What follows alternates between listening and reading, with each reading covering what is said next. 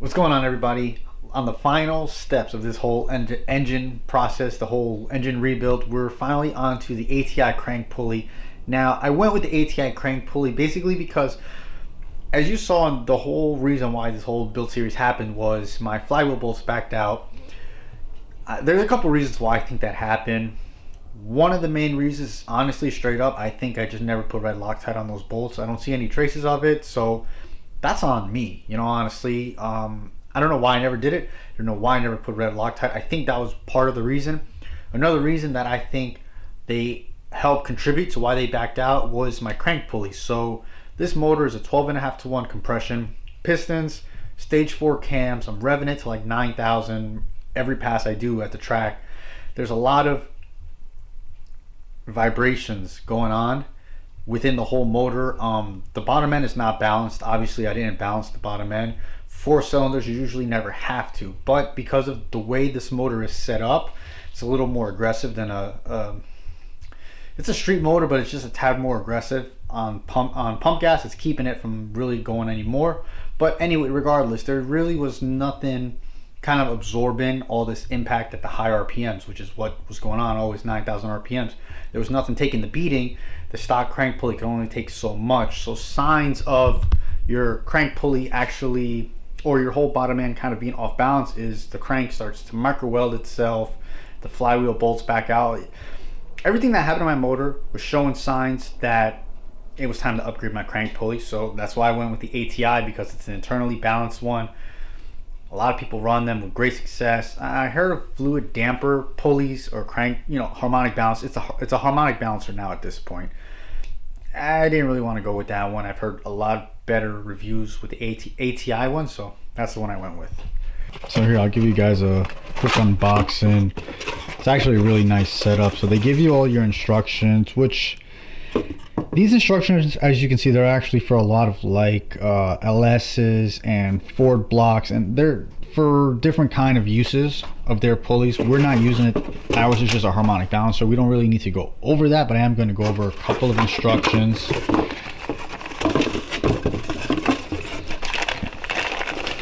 Here's our pulley.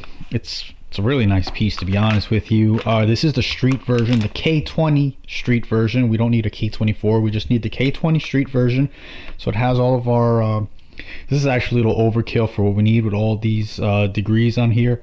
I just need to know where top dead center is, which is right in there, but we'll take it out of the bag. So my first initial thoughts on this pulley, honestly, right off the bat, I could feel that it's heavier than the stock K21 I was running. That probably goes with how it's gonna help balance the motor with some extra weight. That's what I'm thinking, but it's heavier right off the bat, I could tell, but it's all the same, really. It's got the notch, the key in there that we're gonna line up with our key on the crank. And from what I've heard, I've never installed any of these. This is gonna be a pain to install. So what I've actually been doing is I've kept this inside the house. So I've kept this in my room, kind of by a vent, just to always keep it warm. And obviously the motor's in the garage. It's cold in here, so the motor's cold, the crank is cold. My thought is, with this being warm and the crank being cold, this snout should expand ever so slightly. You're talking maybe 1,000, and the crank should contract maybe by 1,000, which would help me push it on a little easier, because these are machined to like a couple thousands to press fit, not press fit, but to be a very snide fit onto those cranks. That's what I've heard. We're about to find out. So I got the stock K21 right here, just kind of a comparison, so you can see the size is the same, but I definitely feel like a big weight difference with the ATI one. And I want to show you guys how easy the stock ones go on. So I already have some assembly lube on my seal right here on the front cover. And I probably should mention, and like in the last video, I've already assembled the front cover and the oil pan is on.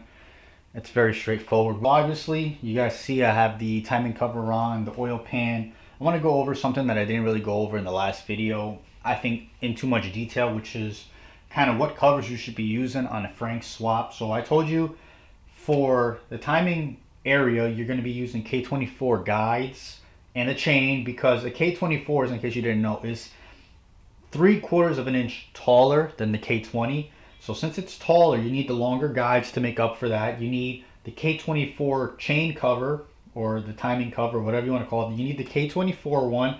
You need to use a CRV post mount, and that's what helps line it up in the RSX. But for the Frank swap, you need this K24 cover, K24 chain, K24 guides. And for the oil pan, you can use a K24 steel one. I like to use the RSX aluminum one just because, in my personal opinion, it looks better. And for the pulley, I used a K20 pulley because the K20 is a little smaller than the K24 crank pulley. And with it being smaller, it just spins a little quicker. You get more revolutions out of it because it's a smaller gear. That's why I would use this one. But anyway, I want to show you guys how easy this one slides. So I already got it on. As you can see, I can push it on all the way. Now we're going to see how the ATI one goes on. If it goes on very simple, well, this was going to be a very short video, and I'll probably find something else to throw into it. All right, so now with our ATI one, we'll line up our marks.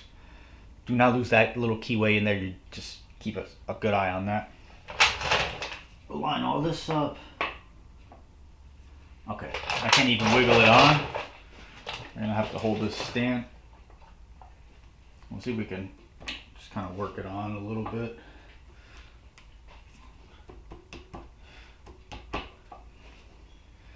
Yeah. All right, so I can see what people are saying. This is definitely gonna be a lot harder, but it's a tight fit. So as you can see, I got it working. To be honest with you, I don't know if that was because of the method I went about of keeping the crank cold, keeping the pulley hot, and they're kind of going on together, to be honest with you, or it's just you have to kind of work it little by little and you can get it on. I'm not really sure, but it's not that bad as I thought it was going to be. So I'm just going to get a rubber mallet and just kind of tap it up and down here and there. We'll get it on.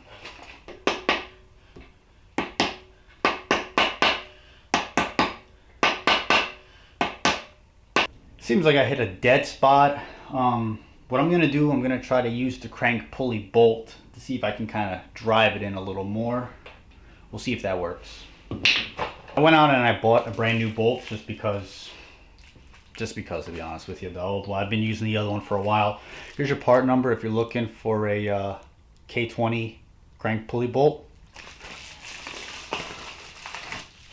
So I'm thinking with the washer, it should be enough to grab in here and help push it in.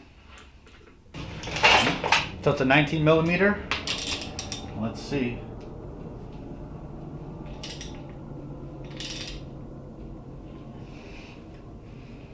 That's how we're gonna do it. It's just going on way easier. There's even force being applied onto it, so we'll just keep a hand on it so it doesn't spin.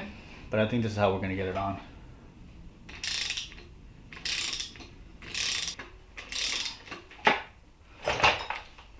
Right, I just hit a spot where you just saw it's shifting the motor now. I don't have a flywheel on this. I'm not really sure how else I'm going to be able to hold this until I take the motor off, because now, since it is this ATI crank pulley, I don't have this opening in the front right here where I can use that Honda crank tool to hold it and torque it down. So we're probably not going to torque it down in this video. That'll be when I take it off and I put the flywheel. I'll be able to hold the I'll lock the flywheel and I'll torque it down like that. But yeah, it's on. That was way easier than people made it seem. Like this was, installing this crank pulley was like the hardest thing in the world to do because of how tight fit it is. That was very easy. Just do it that way. Just get it started by hand. Just, you know, light taps all around to get it started onto the front of the crank snout. Then just use a rubber mallet, get it a little more. Honestly, I don't even think you need the rubber mallet. If you can get it started, use the crank pulley bolt and just work it in like a pull, or yeah, like a press or like a puller. That went on with little to no effort when I was cranking it down.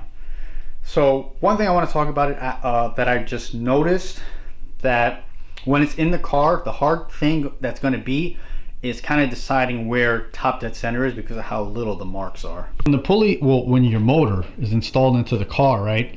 You always can see this if you need to set your motor to top dead center. If you had to do like a leak down test or anything you had to do where you got to set the motor down, you would always line this up, and then on the stock one,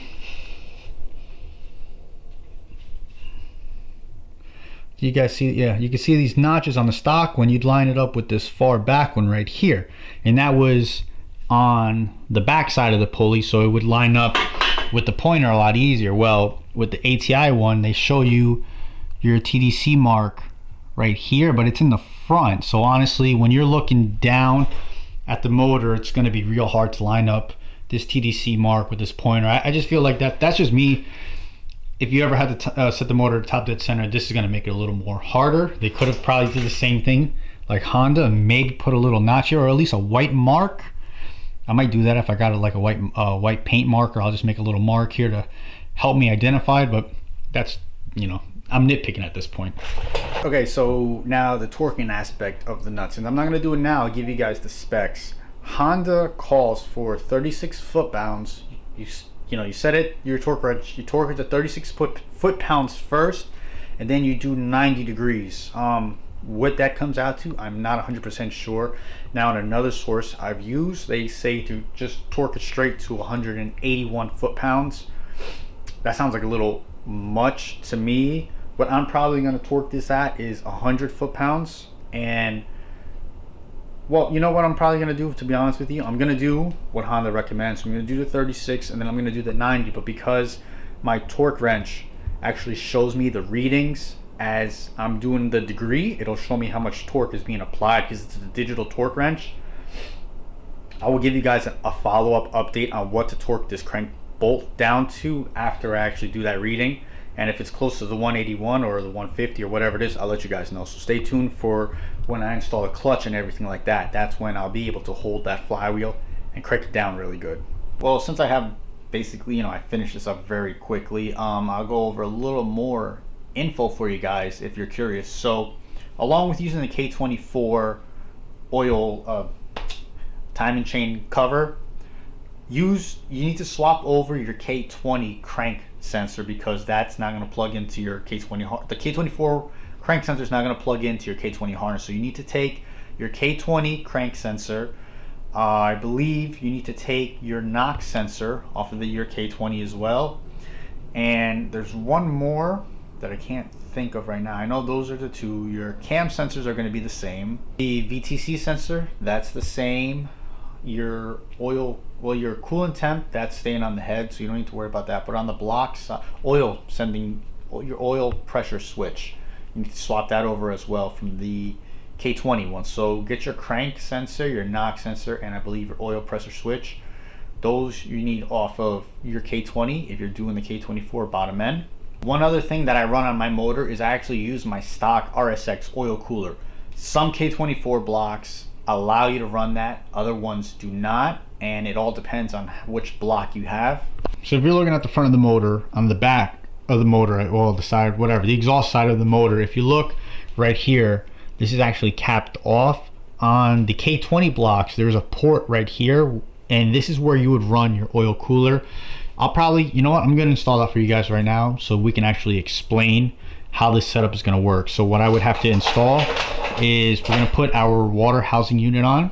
So I'll throw this on, and then I'm gonna throw the oil cooler, and you actually need to use an S2000 part to make all of this work. And I'll show you guys how to make it work if you wanna use a stock oil cooler on your Frank swap. With our water housing unit, I call it a water housing unit, make sure you either, if you have a good O-ring, you know, keep it, but I'm gonna replace this O-ring, so I have a new O-ring for that. And you need to run a bead of RTV, Honda bond preferably, all around the outside of here. So we're gonna do that. I'll show you the part number for this O-ring. So for the water housing, this is your O-ring part number. So this is for this O-ring right here. And our oil cooler assembly, which is right here, there's also an O-ring on the back of it. So the part number for that O-ring is this one right here. So this is for your oil cooler. So I'm gonna install the O-rings on these, RTV this, and then put this onto the block. So here's the whole kind of water housing assembly installed. So we have our water housing, which is off a K20A2. You need to use, the reason you need to use this is because this housing actually incorporates a certain passage in there that allows the oil coolant to flow through. So with that, you have our K20 water pump, and the water pump, on the K24 water pump, they don't come with this little opening right here. So what you have to do is take this fitting off of your K20. Well, if you're reusing a water pump, this is all together. If you buy a new water pump, make sure you swap this fitting over. So we need this whole setup right here, right? So this setup runs to our oil cooler, which I hope you guys don't really mind the rolling chair. But this is our oil cooler. So this gets torqued down to 54 foot-pounds with the new O-ring behind it. So this top line runs to here, and as you can see, this bottom line, where this goes, it's supposed to run right up into this hole. On the K24, there's actually a plug right in here. On the K20, there's the fitting, like I said, right here, so this would go into right here. So you have a couple options. The first option, you can take your block to a machine shop, have them drill this hole out because it is going to be behind the plug, and tap it. I believe you can run the K20 fitting in here. I'm not really sure, I don't remember. So that's the first option. The second option, which is what I went with, is you can get this guy right here. So this is from an S2000. They call this a joint cooler. I believe they actually use this. I'm not 100% sure if S2000s have factory oil coolers, but let me get the part number for you. Bought this part a while ago, so I don't have the bag with me, but the part number is 11107-PT2-000. It's like over here they're saying it's $5. So if you use this joint cooler that they call it, you'll take the plug out of the K24 block and screw this right in. Put some like thread sealant on the threads if you do put it in. So we're gonna throw this in, connect the hose, and that's how you run a factory Type S oil cooler on your Frank swap. Here's your final assembly. This is how the whole oil cooler setup works. Now, it's not like a necessity you need, but for obvious reasons, you know, it helps keeps your oil temps lower, and if it was a daily driver, so at idle and stuff like that, it'll just keep your oil temps lower. I like to run it. Doesn't really hurt the motor, doesn't cost the motor anything, honestly, and it was just stuff off my old motor. All I had to buy was this adapter. These hoses, they're from Hybrid Racing. Yeah, they're all right. I probably might change them eventually, but that's how you run an oil cooler.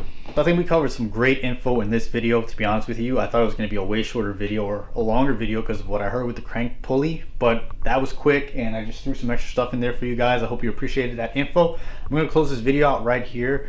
The next video coming up might actually be the last video of, no, not the last one, one of the very last videos of our build series, because honestly all that's left is tensioner, alternator, the belt, a clutch.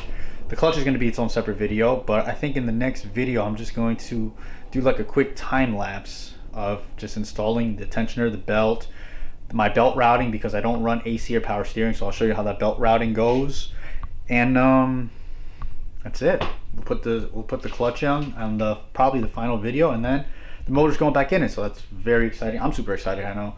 I hope this video was helpful for you guys. I will catch you guys in the next video. If you're new to this channel, make sure you hit subscribe, because this is the ultimate K20, K24 build series. So I hope you guys really appreciate it, and again, I'll catch you in the next video. Stay motivated and keep making those streets louder.